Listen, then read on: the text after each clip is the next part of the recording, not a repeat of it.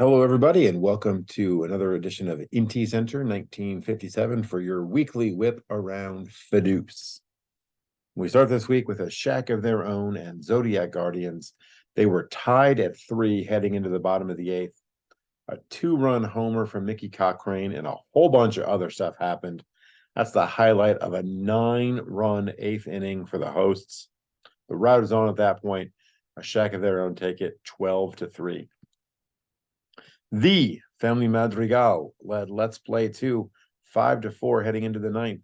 But an RBI double from Buster Posey and an RBI single from Frank Robinson put Let's Play up 2 on top 6-5. But Roger Connor gets a 2-out RBI single in the 9th off of Lee Smith to tie it up and take us to extras. In the 10th, Hank Aaron reaches on a leadoff error. Later in the inning, Joe Tinker gets a 2-run single. Frank Robinson gets a 2-run double. That puts Let's Play 2 up 10-6. Madrigal load the bases with 1 out in the bottom of the 10th. Bob Caruthers drives in a run, but Smith retires John Anderson and Roger Bresnahan to escape with a 10-7 win for Let's Play 2. And then we had Pedro Martinez and Old Hoss Radbourn dueling and giving their bullpens the day off. Radbourn gives up 3 runs on 10 hits. Martinez just 1 run on 2 hits. A 3-hit game from Heavy Johnson helped spark the offense. The Pilots get that 3-1 win.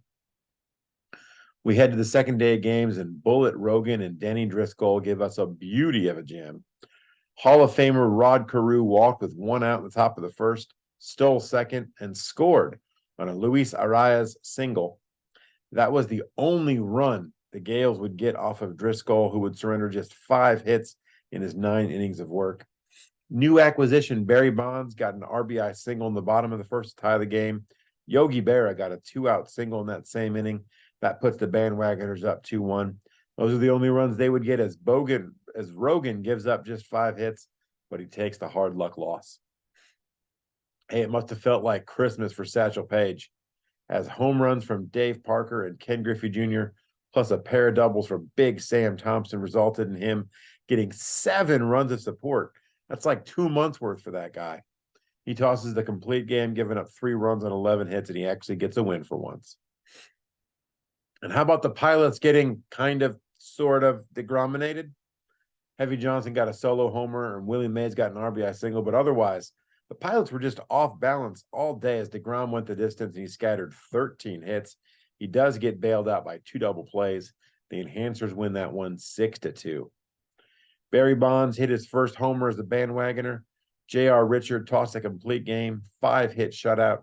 And the only other run of the game came when Ed Walsh hit Bryce Harper with a pitch with the bases loaded. Another win for the Bandwagoners. Another hard luck loss for the Gales. They dropped this one 2-0. Game of Throws and Amazings go crazy late in their rubber match. Throws get a sac fly from Home Run Baker to take a 3-2 lead in the top of the 8th. But a Joe Morgan 2-run homer in the bottom of the 8th puts Amazings back on top, only for a pinch hit 2-out RBI single from the man of no morals, Cap Anson, to tie us up at 4. Amazings does get Wee Willie Keeler into scoring position in the 9th, but Joe Morgan flies out and we're off to extra innings. In the top of the 10th, it's Albert Bell. He hits it like it's Hannah Storm, a 2-run double. Amazings go down in order. That means the Kings of the North win it 6-4. After, checks notes. Yep, got it right. After Greg Maddux walked the bases loaded with 2 outs in the 9th, Lee Smith relieved to try to close it out. But John Anderson, the SportsCenter anchor, gets the walk-off 2-run single, sends the Encanto into a fury. The Family Madrigal win it 4-3.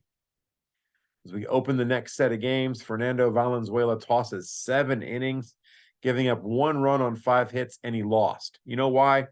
Because he pitches for the Demonbags. And also because Max Scherzer tossed 8 1/3 innings of 3-hit shutout baseball. And Trevor Hoffman relieved the tying run on first and retired Dave Parker and Jeff Bagwell to seal the 1-0 win for Let's Play 2.